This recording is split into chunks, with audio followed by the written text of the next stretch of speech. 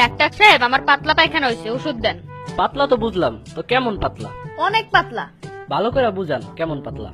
এই মনে করেন আপনি মুখে নিয়ে কুলি করতে পারবেন। এই নেন, আমি আপনার ওষুধ লেখা দিতেছি। 1 সপ্তাহের ভিতরে নিশ্চিত আপনার পায়খানা শক্ত হয়ে যাবে। আপনার ওষুধ খেয়ে আমার পায়খানা তো অনেক শক্ত হয়ে গেছে। কেমন শক্ত? অনেক শক্ত। একটু ভালো করে বুঝান কেমন শক্ত। এই মনে করেন আপনার দাঁত দিয়ে কামড়াও ভাঙতে পারবেন না। স্যার, আমি আমার ওজন কমাইতে চাই। ও, তাহলে আপনি প্রত্যেকদিন সকালে 2টা রুটি খাবেন, দুপুরে হাফ প্লেট ভাত খাবেন ও রাতে 1টা রুটি খাবেন। এগুলা কি খাওয়ার আগে খামো নাকি পরে খামো? আপনার সমস্যা বলেন। আমার শ্বাস প্রশ্বাস নিতে খুব কষ্ট হচ্ছে।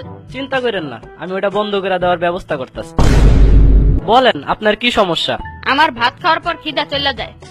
আমি আপনাকে যে ওষুধগুলো লিখে দিচ্ছি তার একটা রাতে ঘুমানোর 5 মিনিট পরে খাবেন এবং আরেকটা সকালে ঘুম থেকে ওঠার 10 মিনিট আগে খাবেন।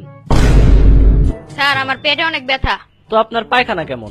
গরিব মানুষ, পায়খানা আর কেমন হইব? 3 পাশে বেড়া আর সামনে ছেঁড়া কাপড়ের পর্দা। স্যার, আমি আমার স্বাস্থ্য কিভাবে ভালো করব? ভালো স্বাস্থ্যের জন্য প্রত্যেকদিন খেলাধুলা করা জরুরি। আমি তো প্রত্যেক দিন ক্রিকেট খেলি। তো কতক্ষণ খেলেন? যতক্ষণ মোবাইলের ব্যাটারিতে চার্জ থাকে। ডাক্তার সাহেব, আমি ঘোড়ার মতো কাজ করি, গরুর মতো খাই, কুকুরের মতো ক্লান্ত হয়ে পড়ি। আমি এখন কি করতে পারি? আমি কিভাবে বলবো, আমি তো পশুর ডাক্তার নই। আমার দেয়া প্রেসক্রিপশনটা ফলো করছেন তো?